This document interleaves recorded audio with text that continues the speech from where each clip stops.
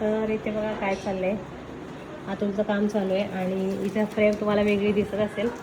तर अतुल आणि अजयनी ही पूर्ण भिंत जी आहे ती ग्रे कलरनी रंगवली आहे. म्हणजे थोडक्यात इकडे एक फ्रेम तयार केली आहे, आपल्या व्हिडिओसाठी लागते त्यामुळे.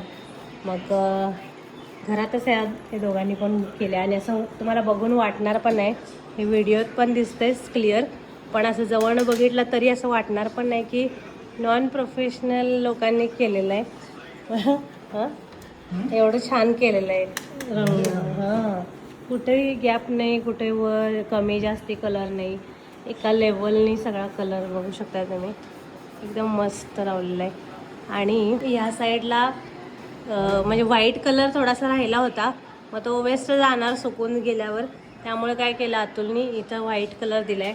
आणि इथं जे कोरीव काम केलं होतं सिया आणि विहाने दोघांनी, तर ते अजयने घासून काढलं सगळं आणि छानपैकी भिंत रंगवली. तुम्ही बघू शकता आता एक साईड ह्या कॉलमच्या त्या साईडची ग्रे कलरची भिंत झाली आहे आणि इकडे व्हाईट, बाकी पूर्ण व्हाईटच आहे.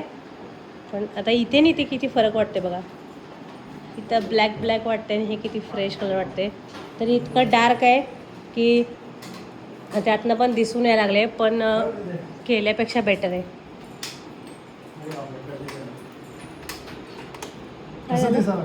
काय केलंस? काढून ठेवलेलं ना कलर. हां हां, ती वरची साईड वेगळी होती काय?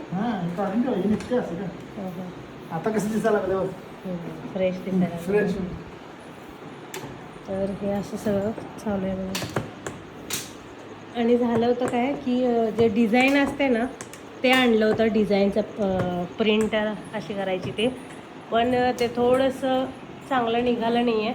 त्यामुळे आता आम्ही असंच ठेवणार आहे. म्हणजे पूर्ण हे असे करणार होते पॅच सगळीकडे डिझाईनचे, त्यामुळे एक करून बघितलं तर ते काही चांगलं झालं नाही. त्यामुळे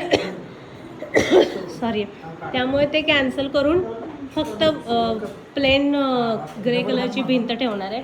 आणि आता परत तिथे ग्रे कलर करावा लागणार आहे, ती जी डिझाईन लागली.